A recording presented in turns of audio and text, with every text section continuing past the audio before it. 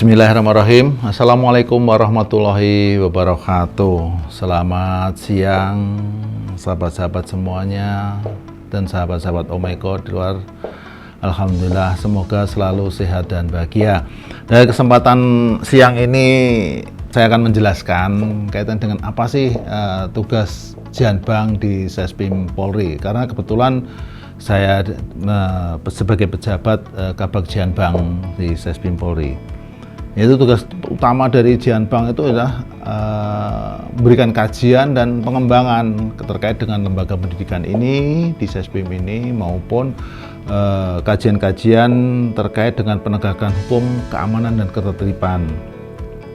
Ada beberapa juga kajian yang kita buat dari hasil kebijakan-kebijakan dari para pejabat-pejabat di kewilayahan. Janbang itu sendiri di sini membawahi empat tugas ya, tugas pokoknya dia. Diantaranya adalah studi lingkungan strategis, kemudian studi manajemen kaitan dengan keamanan, kemudian studi kebijakan kepolisian dan menyelenggarakan analis. Nah, di sini yang disebutkan mengenai tentang studi kebijakan kepolisian yang saya sampaikan tadi. Jadi kita melakukan kajian terhadap kebijakan yang sudah dikeluarkan oleh para pejabat-pejabat alumni dari Sespim ini sendiri maupun dari Sespimti. Nah, kemudian dari kebijakan itulah boleh kita ambil, kita kaji di sini, kemudian kita analisa, kemudian kita buat FGD, ya, kemudian kita lempar kuesioner ke masyarakat sebagai objeknya. Nah, kita hasilnya bagaimana? Apakah dari kebijakan tersebut membawa dampak baik atau buruk? Nah, tentunya dari itu nanti akan mendapatkan hasil-hasil yang positif tentunya. Selain dengan tugas dari Janbang itu kaitan dengan menganalisa kebijakan para pejabat, kita juga menganalisa kesiapan dari internal kita sendiri. Jadi internal kita sendiri juga kita analisa sejauh mana kesiapan dari lembaga kita ini untuk menerima peserta didik. Karena di sini ada tiga sekolah, itu dari Sespima, Sespimen, Sespimti.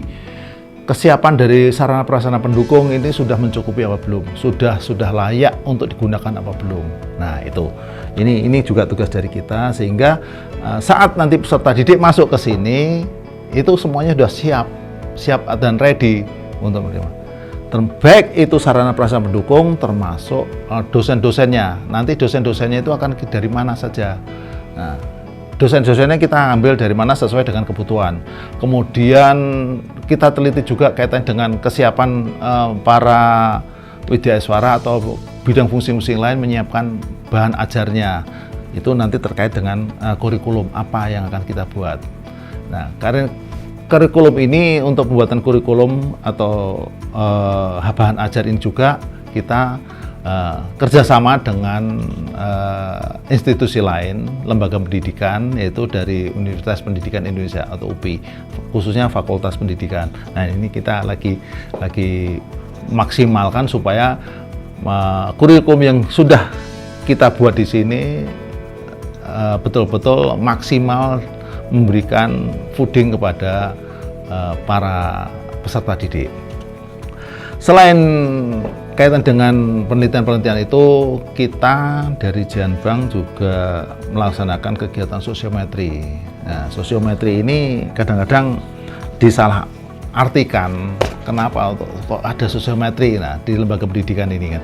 Karena sosiometri ini tentu sebagai hal yang sebagai tugas atau sebagai cara untuk mengumpulkan data komponen kepribadian dari masing-masing peserta didik.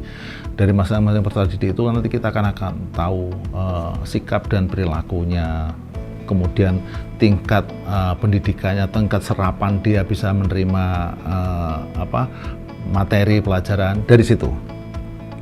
Kemudian nanti kalau dari situ juga akan kita mengetahui atau bisa kita gunakan sebagai tolok ukur dan nanti kita buat kelompok-kelompoknya. Ini untuk menentukan pokjar, untuk menentukan ketua senat, itu dari sosiometri. Dan kita sehingga bisa mengerti pokjar ini seperti ini, pokjar ini seperti ini, seperti ini, katanya sudah terukur dalam sosiometri.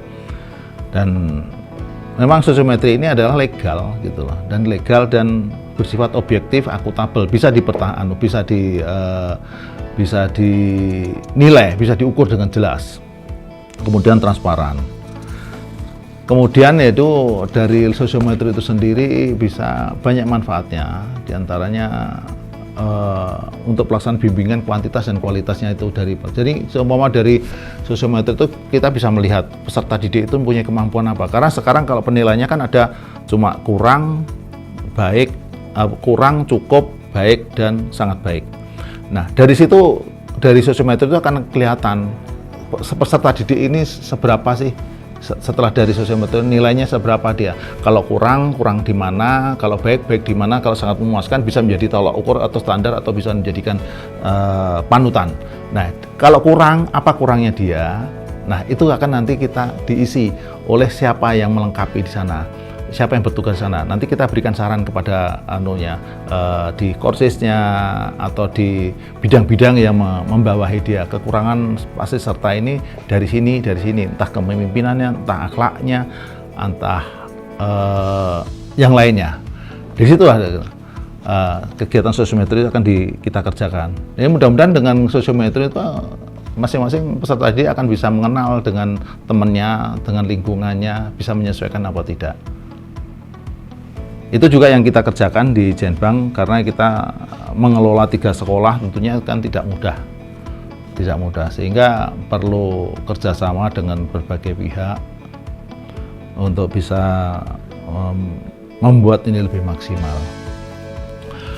Selain kegiatan Jenbang sosiometri, kita juga melakukan kegiatan penelitian di luar, di beberapa polda yang kemarin sudah kita kerjakan.